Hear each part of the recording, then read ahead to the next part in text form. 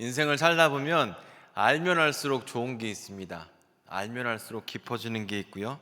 또 봐도 질리지 않는 것들이 있습니다. 어떤 것들은 그 한 번만 봐도 질리는데 어떤 것들은 봐도 좋은 게 있습니다. 또 영화나 드라마나 어떤 이런 것들도 마찬가지죠. 어떤 드라마는 내용을 다 알고 있는데도 봐도 재미가 있는 드라마가 있습니다. 어떤 영화는 봐도 재미있는 영화가 있어요. 어떤 책은 내용을 다 알아도 그 책을 볼 때마다 재미있는 책이 있습니다. 자, 그 중에 하나가 그 러브레터라는 영화라고 저는 생각합니다. 이 러브레터라는 영화를 아마 여러분이 많이 보셨을 거예요. 이 영화가 1995년에 나온 작품입니다. 지금부터 25년 전에 나온 영화예요. 혹시 보신 분 한번 손 한번 들어볼까요? 러브레터. 꽤 많이 보셨네. 네, 25년 전에 나왔습니다. 지금 여러분 나이에 25를 한번 빼보세요. 어때요? 되게 좋죠? 행복해지죠? 막 감사가 넘치죠? 그리고 25, 지금 나이에다 25를 한번 더 해보세요. 막 마음이 어려워지지 않습니까?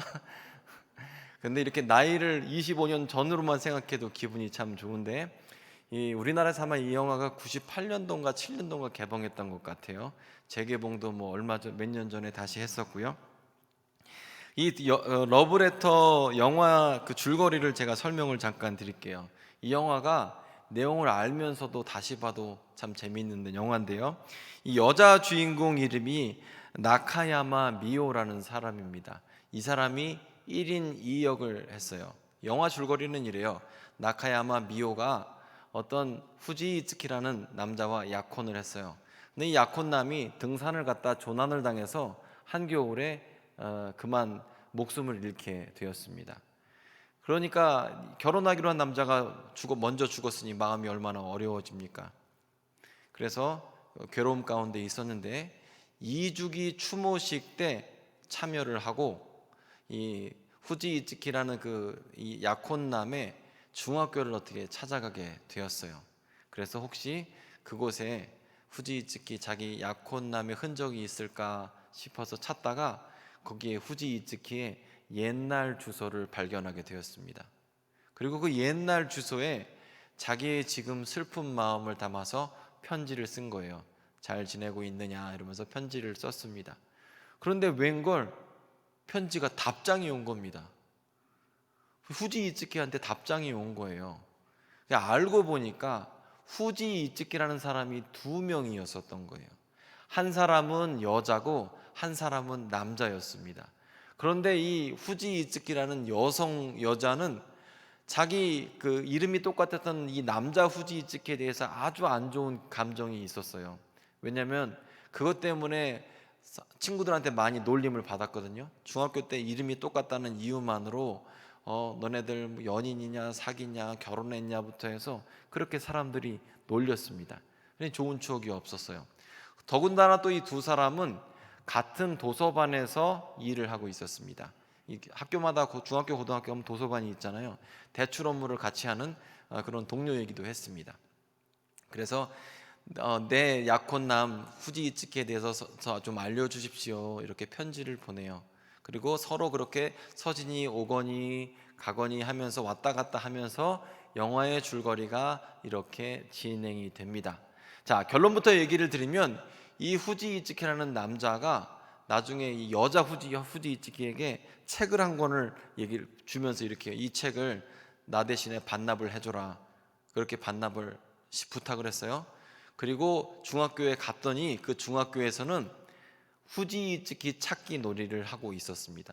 그게 뭐냐면 이 남자애가 모든 책을 대출해서 요즘에야 전산으로 하지만 옛날에는 그 책 뒤에 보면은 카드를 뺐잖아요. 카드에다가 이름을 쓰고 했지 않습니까? 그 카드를 후지이츠키라는 이름을 거의 모든 책에다가 다 써놓은 거예요. 그리고 그 자기가 반납하라고 했던 그 책을 보니까 뒤를 보니까 거기에 자기의 그림, 자기의 초상화를 이 남자 후지이츠키가 그려놓은 겁니다. 그래서 영화가 이 여자 후지이츠키가 그 남자 후지이츠키가 나를 좋아했구나라고 이렇게 그런 감동의 가운데 그 풋사랑에 대한 얘기 있잖아요. 내가 너를 너무 좋아했는데 말하지 못했어. 그리고 이 여자가 나중에 이 남자가 죽은 다음에 그걸 깨달은 거예요. 그러면서 영화가 이렇게 잠잠히 그렇게 해서 끝나요. 그래서 이 영화가 이 묘한 슬픔의 감동을 주면서 그 풋사랑이 첫사랑이 생각나는 그런 영화예요. 그래서 그 이 영화의 그 내용들이 알면서도 사람을 빠뜨리는 이런 묘한 매력이 있습니다. 사실 저는 이런 영화 별로 안 좋아해요. 잠잠하게 뭐 이렇게 내가 너를 사랑했었는데 고백 못했어 이런 거 별로 안 좋아하고요. 저는 내가 너를 사랑했다 막 이런 게 훨씬 낫지. 그냥 뭐 막 말 못하고 꿍하고 막 그런 거 답답합니다. 자, 여러분 주위에서 누가 여러분을 좋아했는데 수십 년 흐른 다음에 내가 널 좋아했었어 이런 게 좋겠어요? 아니면 좋아할 때 내가 널 좋아한다 이렇게 말하는 게 좋겠어요? 말하는 게 좋은 거예요. 자, 어쨌건 이렇게 우리가 알면서도 빠져드는 이야기가 있어요. 그리고 알면서도 감동적인 이야기가 있습니다. 그것 중에 하나가 알면서도 감동적이고 들어도 감동적인 이야기 중에 하나는 무엇이냐면 바로 사람이 철드는 이야기가 알면서도 감동적입니다. 내가 철드는 얘기도 감동적이고 주위의 사람이 철드는 얘기가 감동적이죠. 깨닫게 되면서 그렇게 감동적인 이야기가 알면 알수록 또 알고 있어도 들어도 재밌는 이야기예요. 오늘은 느부갓네살이 이렇게 철들어서 깨닫고 하나님을 찬양하는 이야기를 해보고자 합니다. 오늘 주인공은 느부갓네살이에요. 이 느부갓네살 왕에 대해서 설명을 좀 드리면 느부갓네살 왕은 참 대단한 사람입니다. 이 사람은 이 바벨로니아 신바벨로니아 왕이었습니다. 그런데 메디아의 공주와 결혼해서 결혼 동맹을 통해서 아시리아 제국을 무너뜨리고요. 아람 제국 시리아 땅 그쪽 땅을 전쟁해서 무너뜨리고요. 남유다 왕궁을 무너뜨리고 이집트와 전쟁을 해서 무너뜨렸습니다. 대단한 거예요. 고대의 화려한 제국들을 다 정복을 한 사람입니다. 그리고 우리 성경에 등장할 때 그 시드기야 왕을 참혹하게 고문하고 죽였던 사람도 느부갓네살입니다. 뿐만 아니라 이 느부갓네살은 대단한 정복군주일 뿐만 아니라 이거 대단한 거예요. 우리로 따지면 남한의 왕이 북한의 왕과 결혼을 해서 중국과 싸워서 이기고 미국과 전쟁에서 이기고 일본 세력 물리친 다음에 그 세계의 패권을 장악했다는 사람이거든요. 느부갓네살 왕은 대단한 사람입니다. 실제로. 뿐만 아니라 이 느부갓네살 왕은 건축광이었습니다. 그래서 이 느부갓네살 왕이 건축한 게 뭐냐면 판테온 신전을 건축했고요. 유프라테스 강에다가 다리를 세웠습니다. 그리고 뿐만 아니라 그 바벨론의 공중정원이 세계 7대 불가사이거든요. 그러니까 우리가 그 이집트에 가면은 피라미드가 있잖아요. 이런 피라미드가 그 2.5톤짜리 돌을 3톤인가요? 250만 개, 250개가 아닙니다. 250만 개를 쌓아서 만든 게 피라미드지 않습니까? 그런데 그것과 버금가는 게 바로 이 바벨로니아의 느부갓네살이 세운 공중 정원입니다. 뿐만 아니라 그 중에서도 이시타르 문 같은 건 대단해서요. 성을 지을 때 이 지역은 그 돌이 없어요. 벽돌을 구워서 성을 지었는데 그 벽돌 하나하나를 조각품을 만들었습니다. 도자기를 만들어서 도자기 벽돌로 성을 지었는데 이 도자기를 몇천 도 이상 올라가면 자연스럽게 파란 빛이 난대요. 그래서 이 고대의 3000년 전에 수천 도의 온도를 만드는 그 풀무불을 만들어서 도자기 하나를 수천 도씩 구워서 하나하나 다 조각을 해서 어마어마한 성을 만들었어요. 이게 바로 느부갓네살 왕입니다. 지금 이 이시타르 문 같은 경우에는 독일 박물관에 가면 보실 수가 있어요. 그러니까 대단한 사람이에요. 우리로 따지면요, 경부고속도로를 완성하고 중부고속도로를 완성하고 외곽순환고속도로를 완성하고 4대강 사업을 다 한 후에 버스 중앙 차로를 한 다음 이걸 다 이룬 사람이라고 생각하시면 돼요. 느부갓네살 대단한 사람입니다. 여러분에게 얼굴 보니까 감동이 전혀 없습니다. 하여간 대단한 사람이에요. 근데 이 대단한 사람이 자기가 한 일을 보고 교만에 빠지게 돼요. 그 이야기가 오늘 이야기입니다. 사실 이 다니엘서 4장 말씀은 1절부터 마지막 절까지 다 봉독을 해야 합니다. 어느 날 느부갓네살 왕이 꿈을 꾸고 두려워해요. 왜냐하면 자기가 꿈을 꿨는데 그 꿈이 무슨 내용인지 알 수가 없는 거예요. 이상한 꿈 꾸면 여러분, 꿈자리가 뒤숭숭하면 여러분 기분이 별로잖아요. 반대로 좋은 꿈을 꾸면 여러분 어떻게 삶에 대해서 기대하게 되지 않습니까? 마찬가지로 이 느부갓네살 왕이 꿈을 꿨는데 꿈자리가 뒤숭숭해요. 그 꿈 내용이 여러분 그 다니엘서 4장에 있습니다. 보게 되면 4장 5절 이하 말씀을 보시면 한 꿈을 꾸고 그로 말미암아 두려워하였으니 곧 내 침상에서 생각하는 것과 머릿속으로 받은 환상으로 말미암아 번민했다 그래요. 그러니까 그 느부갓네살 왕이 꿈을 꾸고 지금 괴로운 거예요. 꿈이 해석이 돼야 되는데, 그래서 갈대아에 이 칼데아 지역에 그 여러 술사나 아니면 꿈자리 해석하는 사람들이나 점쟁이들을 다 불러서 꿈을 이야기했는데 누구도 꿈을 해석하지 못했습니다. 그리고 이 다니엘 안에 거룩한 영이 있는 것을 느부갓네살 왕이 알았어요. 다니엘을 불러다가 꿈 이야기를 해주자 다니엘이 크게 번민하게 됩니다. 여러분, 누군가 꿈을 꿨는데 그 꿈을 해석하는 게 쉽지 않아요. 특별히 그 꿈이 별로 좋지 않은 꿈이라고 할 때 그 꿈에 대해서 해석하는 건 더 어렵겠죠. 여러분, 누가 꿈을 꿨는데 좋은 꿈을 꿨어. 그러면 아주 좋은 꿈이라고 칭찬해주면 분위기가 화기애애해지겠죠. 그런데 꿈이 아주 흉한 꿈이에요.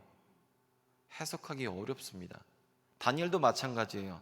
느부갓네살 왕의 꿈 이야기를 들어보자 이거 안 좋은 꿈인 거예요.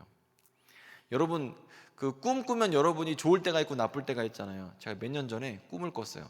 그리고 그 꿈 얘기를 그 동료들에게 이야기를 했습니다. 내가 이런 꿈을 꿨어. 그러자 그 중에 있던 동생 하나가 저한테 형님 그 꿈 저한테 파세요 그러는 거예요. 너무 좋은 꿈이니까 자기한테 팔려는 거예요. 근데 팔게, 커피 한 잔만 사. 우리들한테 같이 있었던 사람들에게 커피 한 잔만 사. 그리고 제가 비싼 커피를 얻어 먹었습니다. 그리고 꿈을 팔았어요. 그리고 이분은 그 꿈을 산 다음에 어떻게 할게요? 여러분, 좋은 꿈 꾸면 어떡하세요? 응? 여러분, 어쩜 그렇게 내 마음을, 제가 다음에 할 얘기를 아실까? 복권을 샀어요. 됐겠습니까? 안 됐겠습니까?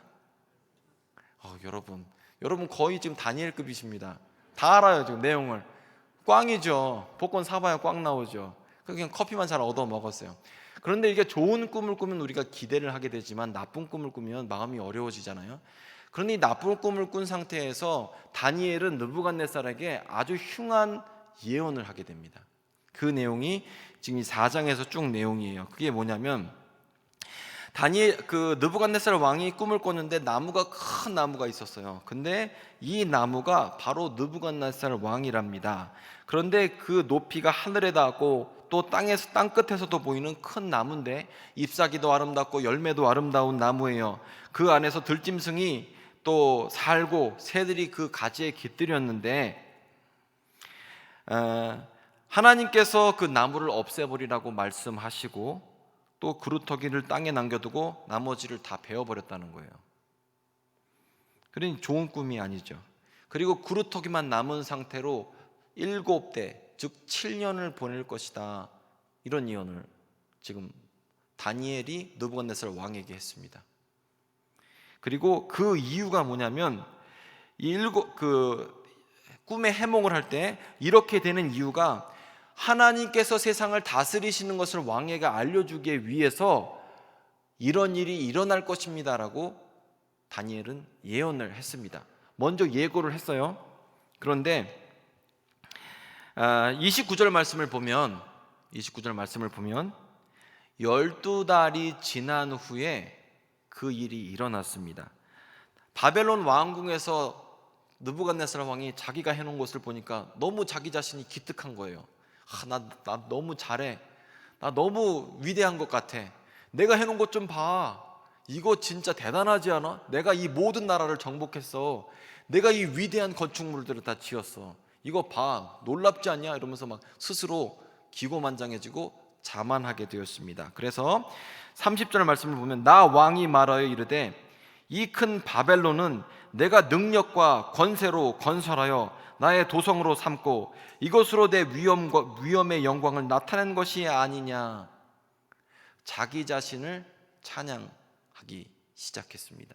그런데 이 말이 끝나기가 무섭게 하늘에서 소리가 있어서 느부갓네살 왕아 내게 말하노니 나라의 왕위가 내게서 떠났다. 하늘에서 음성이 들렸습니다. 그리고 다니엘이 예언한 것처럼 1년 전에 예언한 것처럼 느부갓네살 왕은 사람들에게 쫓겨서 들에 살며 손톱이 이렇게 독수리처럼 되고 머리카락이 이렇게 자라게 되고 이 당시 이런 게 풍토병이 이런 게 있었다고 합니다. 그래서 느부갓네살은 완벽하게 정치적으로 또 모든 면에서 권력 면에서 다 매장돼 버렸습니다. 그리고 하나님이 이 세상을 주관하시는 것을 알게 할 때까지 느부갓네살 왕은 방치됐어요. 그리고 34절을 보게 되면 기한이 차서 느부갓네살 왕이 하늘을 우러러보면서 그리고 내 총명이 돌아오고 지극히 높으신 이에게 감사하게 됩니다. 정말 놀랍죠? 그리고 여기서 깨닫고 나서 감사하게 되고 하나님께서 이 세상을 다스리십니다. 하나님께서 이 세상을 통치하십니다. 내가 하나님만 높이겠습니다. 37절을 보면 하늘의 왕을 찬양하며 칭송하며 경배하노니 그의 일이 다 진실하고 그의 행하심이 의로우심으로 교만하게 행하는 자를 그가 능히 낮추십니다. 이런 찬양을 드리게 되는 장면이 나옵니다. 자, 지금 이 느부갓네살 왕은 스스로 난 대단해라고 말했습니다. 교만해졌죠. 나 자신을 높이고 찬양하던 사람이 이 어려운 일을 7년간 겪고 난 후에 깨닫고 나서 자기 자신을 높이던 마음이 변해서 하나님을 높이는 마음으로 변하게 되었습니다. 자, 여기까지가 오늘 성경 말씀입니다. 자, 우리가 인생을 살면서 제가 설교서도에 말씀드렸죠. 알면 알수록 우리가 깨닫고 기뻐하는 게 있어요. 알면 알수록 감사하게 되는 게 있고요. 봐도 재밌는 게 있어요. 그리고 깨닫고 깨달을수록 깊어지는 게 있는데 그것이 뭐냐면 그런 이야기가 뭐냐면 인생이 철드는 이야기가 그래요. 내가 철드는 이야기도 재밌고요. 주위의 사람이 철드는 이야기도 재밌어요. 원래 기고만장하고 교만했던 사람이 자기의 교만을 내려놓고 겸손해지는 걸 보잖아요. 그러면 우리는 그 이야기를 보고 나서 들어도 재밌고 봐도 기쁘게 돼요. 자, 우리 인생에 철드는 얘기가 그만큼 중요합니다. 사실 우리는 평상시에는요 이렇게 스스로를 높이는 경향이 있어요. 하나님 앞에 감사하지 않습니다. 하지만 우리가 하는 일이 잘 안 되고 계획하는 일이 뜻대로 되지 않으면 우리도 모르게 어느 순간 하나님 앞에 감사하게 되죠. 원래는 내가 모든 일에 자신이 있다가 문득 갑자기 건강에 문제가 생겨요. 수술 테이블에 올라갈 일이 생깁니다. 그러면 건강에 대해서 감사하고 있었지만 그 감사의 의미를 알게 되고 또 깨닫게 되죠. 그리고 그동안 내 삶을 인도하셨던 하나님께 대해서 감사하고 또 주님을 찬양하게 되죠. 그리고 그동안 건강을 주신 하나님에 대해서 감사하게 되면 하루하루의 삶에 우리가 더욱더 감사와 기쁨이 넘치게 됩니다. 우리가 알고 있었던 것을 깨닫고 제대로 알면 철이 들었다고 얘기를 해요. 깨닫고 드리는 감사는 어떻게 보면 깨지면 드리는 감사예요. 인생 가운데 내가 깨져보니까 삶에 치이고 건강에 치이고 문제에 치이고 깨져보니까 깨닫게 돼요. 그리고 감사하게 되죠. 이거의 의미는 이런 거예요. 원래는 내가 감사가 머리로만 있었어요. 지식적인 감사예요. 감사해야지. 건강에 대해서 감사해야지. 가족에 대해서 감사해야지. 나에게 주신 이 모든 것에 대해서 감사해야지. 그런데 마음에는 감사가 전혀 없었어요. 그런데 내가 인생에서 깨져보니까 머리로만 있던 감사가 가슴으로 내려와요. 그래서 가슴으로 하나님 앞에 감사하게 되죠. 이게 바로 깨닫고 드리는 감사라는 거죠. 사실 우리는요 행복의 조건 때문에 행복해지진 않습니다. 내가 건강하다고 행복한 사람 별로 못 봐요. 전 내가 하는 일이 잘 되고 그렇다고 행복한 사람 별로 못 봐요. 왜냐면 행복이라는 것은 내 마음에 저장 창고가 있어서 그 저장 창고의 행복의 조건을 담을 수 있으면 행복하거든요. 그런데 그 행복의 창고가 생각보다 잘 늘어나지가 않죠. 이 행복의 저장고가 늘어나는 것, 그것은 바로 우리가 삶이 한번 흔들릴 때, 그때 우리도 모르게 행복의 저장고가 늘어나게 되죠. 삶이 한번 흔들리게 되면 내 삶을 객관적으로 보기 시작합니다. 예전에는 주관적으로 봤어요. 내가 다 했다, 느부갓네살 왕처럼 내가 이것을 했다. 그동안 당연하게 여겼던 걸 당연하게 여기면서 내가 했다라고 얘기를 합니다. 하지만 삶이 어려워지면 내 삶을 객관적으로 보고 자기 부정의 관점에서 우리 자신을 바라보죠. 내가 아니라 내가 모르는 어떤 보이지 않는 힘이 있지 않았을까라고 생각을 하게 돼요. 사실 우리가 감사하지 못하는 이유, 우리가 이 머리로만 감사하고 삶으로 드리지 못하는 이유 중에 하나가 우리가 삶의 욕심에 잡히면 감사가 없어요. 내 마음이 현실에 있는 게 아니라 저 1년 뒤에 뭘 하고 나서 행복할 거라고 생각해요. 저 프로젝트를 얻으면, 저 집을 얻으면, 저 직장을 얻으면, 저걸 가지면 내가 행복할 거야 라는 사람, 욕심에 잡혀 있으면 행복할 수 없어요. 왜냐하면 내 눈은 저것을 위에 다음 것을 보고 있기 때문에 행복하지 못하죠. 욕심에 어두워지면 눈이 가려져요. 그래서 행복하기가 어렵습니다. 그리고 두 번째로 바쁘면 삶의 의미를 잃어버립니다. 바쁘면 내 마음에 무엇인가로 먼저 가득 차 있으면 감사나 행복을 알 수가 없어요. 일상에 치이면 감사가 없다는 거예요. 예를 들어서 제가 이 컵이 있습니다. 이 컵을 자세히 보고 싶으면 이렇게 보면 보이지가 않아요. 삶도 마찬가지죠. 우리 삶이 있다고 내 삶에 대해서 몰입해 있고 가득 차 있고 무엇인가 꽉 차 있고 바쁘면 감사할 틈이 없습니다. 오히려 삶으로부터 어쩌면 한 발짝 뒤로 물러서서 아까 말씀드린 것처럼 삶의 기초가 흔들리게 될 때, 삶이 내 뜻대로 되지 않을 때 내가 성공에 취한 마음에서 나오게 되고 덜 중요한 것과 더 중요한 것에 우선순위를 세우게 되고 덜 중요한 세상 일이 아니라 건강을 생각하게 되고 더 중요한 기도와 말씀에 대해 집중하게 되고 신앙에 챙기게 되고 사랑하는 가족들을 챙기게 되거든요. 그 우선순위가 제대로 잡히게 되는 거죠. 원래는 우리가 뭐에 바쁘냐면 덜 중요한 세상 일, 더 중요한 가족을 챙기기보다, 더 중요한 신앙을 챙기기보다, 더 중요한 건강을 챙기기보다 세상 일, 프로젝트 뭐 얻는 것만 신경 써요. 하지만 삶이 한번 흔들리면 어떻게 돼요? 가치관의 정립이 제대로 되면서 무엇이 중요한지 얻게 돼요. 그런데 여러분, 솔직하게 여러분 마음 가운데 중심에 있는 것이 바뀌는 게 쉽지가 않죠. 자존심 내려놓는 게 쉽습니까? 안 쉬워요. 자존심 내려놓기 쉽지 않습니다. 왜냐하면 그런데 여러분 삶이 한번 흔들려 보세요. 건강에 문제가 생기거나 관계에 문제가 생기거나 아니면 가족에 어떤 여러 가지 일이 있거나 되면 자존심 같은 거 아무것도 아닌 거 발견하죠. 그거 자존심 생각보다 안 중요하잖아요. 그리고 여러분 고집도 있잖아요. 나는 이걸 이렇게 해야 돼. 내 사람들 앞에서 체면도 있어. 이렇게 고집을 세우죠.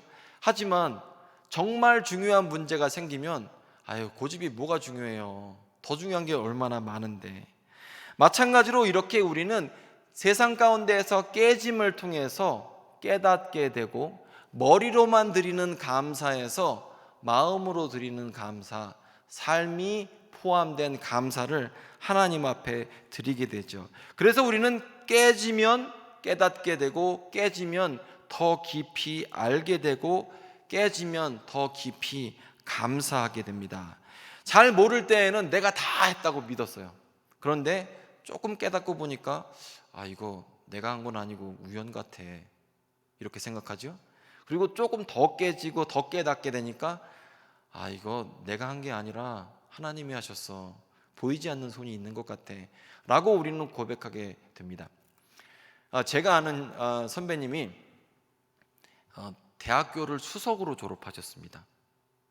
역시 여러분은 전혀 놀라지 않아요. 항상 그 수석 졸업하는 거는 뭐 아무나 졸업하는 거니까. 예.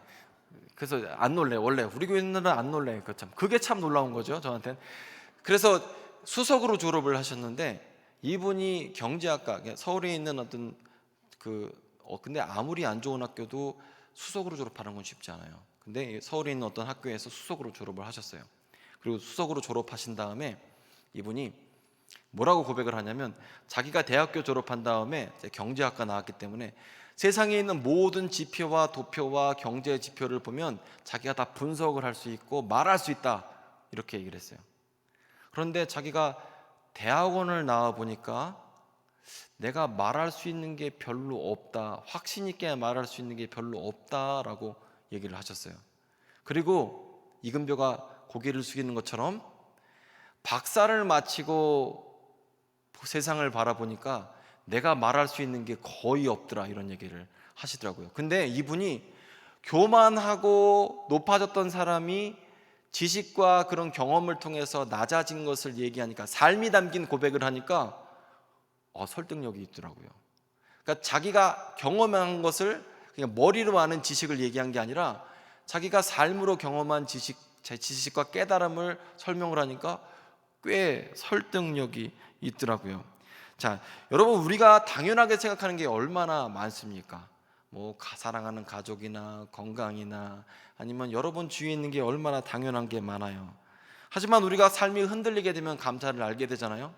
그럴 일은 없어야겠지만 괜히 사랑하는 아들, 딸이 신천지 때문에 집을 가출하거나 그러면 딸이 귀하구나 깨닫게 되고, 사랑하는 사람의 빈자리가 생기면 그 빈자리를 보면서 귀한 것 같고, 수술대를 올라가 봐야지 건강이 소중한 것 같고, 그리고 그냥 있을 때는 잘 모르지만 삶이 꼭 흔들려 보면 우리가 깨닫게 되잖아요. 그런데 안 흔들리고 깨달으면 더 좋은 거 아닙니까? 안 흔들리고 내가 알게 되고 감사하게 되면 더 좋은 거 아니겠습니까? 제가 설교 서두에도 말씀드렸습니다만, 인생은 이렇게 깨닫는 이야기가, 깨닫고 감사하는 이야기가 봐도 재밌어요. 내 얘기도 재밌고 남 이야기도 재밌습니다. 그리고 누군가 그렇게 삶에서 깨지고 말씀에서 깨지고 깨닫고 감사하는 모습을 보면 그거 아는 얘기인데도, 내가 경험한 얘기인데도 너무나 재밌죠. 그래서 인생에서는 보면 철드는 이야기가 제일 재밌어요. 고생하고 철들지 않는 게, 그런데 얘기는 재미없지만 고생 안 하고 철드는 게 더 좋은 겁니다. 당연한 것을, 당연하지 않다는 것을 내가 먼저 깨달으면, 그리고 감사하면 더 좋은 거예요. 우리 하나님께서는 우리의 하늘 아버지가 되시거든요. 여러분들도 자식이 있으시겠지만 자식이 깨닫게 된다고, 삶에 대해서 감사에 대해서 깨닫게 된다고 대학도 여러 번 떨어지고 직장도 취직이 안 되고 고생하고 아프고 그리고 인생에 대해서 감사를 깨닫게 됐어요. 부모된 입장에서 그게 좋아 보입니까? 고생 안 하는 게 좋죠. 고생시키고 싶으세요? 아니잖아요. 자식 잘 됐으면 좋겠잖아요. 삶에 대해서, 신앙에 대해서 똑바른 가치관을 갖고 잘 사는 거 여러분 원하시잖아요. 마찬가지로 우리 하나님도 똑같습니다. 우리 하나님도요, 우리 하늘 아버지세요. 우리가 고생 안 하고 깨닫기를 원하십니다. 성경에는요, 고생하면서 깨닫는 사람들 이야기로 가득 차 있어요. 왜 그럴까요? 하나님은 이 성경 말씀을 통해서 우리가 이 사람들의 간접 교훈을 통해 감사에 대해서 깨닫고, 이 사람의 간접 경험을 통해서 내가 지식적인 감사가 아니라 이 사람의 경험을 나의 삶의 경험으로 받아들여서 고생 안 하고 감사하는 삶, 하나님을 인정하는 삶을 살라고 우리에게 이렇게 성경책을 주신 거죠. 자, 우리 하나님은요, 우리의 하늘 아버지시기 때문에 우리를 방치하지 않으세요. 우리가 깨닫고 감사하기를 원하십니다. 자, 추수감사절입니다. 올 한 해를 뒤돌아보면 정말 당연한 게 없었던 한 해였습니다. 정말 예배당에 80명, 70명 막 이렇게, 예배당 인원이 그 정도밖에 안 될 때도 있었고요. 연인원 다 해서. 그리고 코로나 때문에 뭐 외출을 할 수 없었고요. 1년 전에 여러분이 마스크 안 쓰셨지만 지금 마스크 100% 쓰셨거든요. 그만큼 우리의 1년의 삶이 쉽지가 않았어요. 그런데 그 1년의 삶 가운데서도 주님께서 우리의 삶을 보살펴 주셨어요. 정말 당연하지 않은 것, 당연했던 것에 대해서 감사를 알게 해주셨고, 또 우리 마음 가운데 이 여러 가지 시련을 통해서 머리로 드리는 감사에서 가슴으로, 마음으로 드리는 감사로 우리의 삶을 그렇게 바꿔주셨어요. 자, 올 한 해 잘 생각해 보면 모든 걸 하나님이 하셨어요. 그래서 우리가 드릴 것은 감사밖에 없습니다.